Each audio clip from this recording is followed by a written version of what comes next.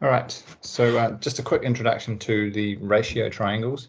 So you may well have seen these before, but basically, if you have a look at these two right-angle triangles, you can see that if you have an isosceles triangle here, where you have these two angles are both pi/4, which is also 45 degrees,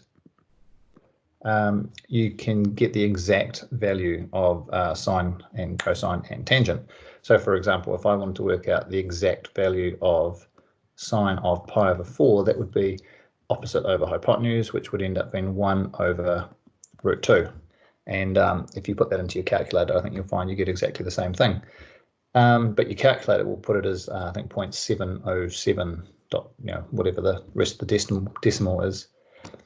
So often it's better to keep them in these exact values, and particularly at a higher level and into scholarship, that comes in really useful. Obviously, cosine of pi/4 would also be the same thing, 1 over root 2.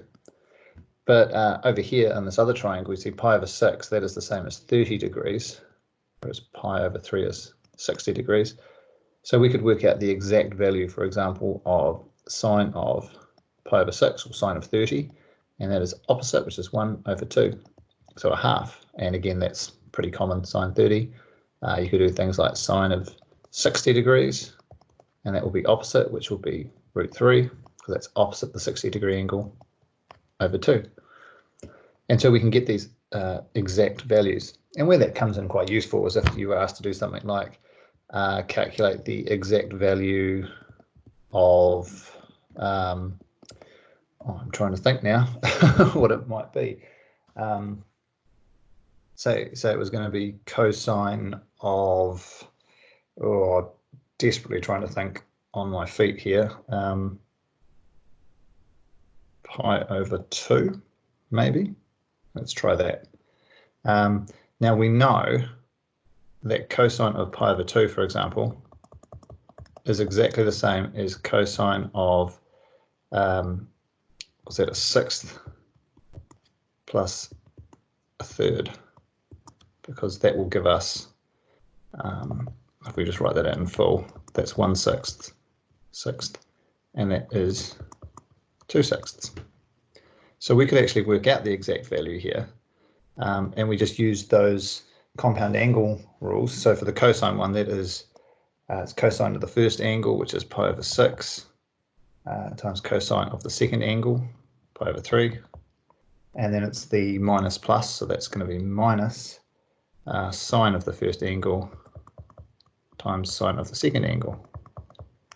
And then we can just go to our ratio triangles and get the exact values. So cosine of pi/6, if we go up to the top there, pi/6 is this 30 degrees, cosine is adjacent over hypotenuse, and then we do the same thing for cosine of pi/3, which is a half.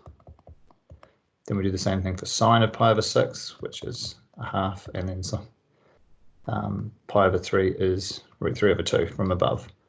And then we can just work out that as being root 3 minus root 3 over 4, which was 0, which makes sense because when you think about your cosine graph, that is pi/2. So not a great example, to be fair, but you can see that we can use these triangles to calculate exact values. So anyway, they're well worth knowing. They just are Pythagorean triangles, but those two there you'd need to know by heart. They're not going to be provided, so they're definitely worth knowing.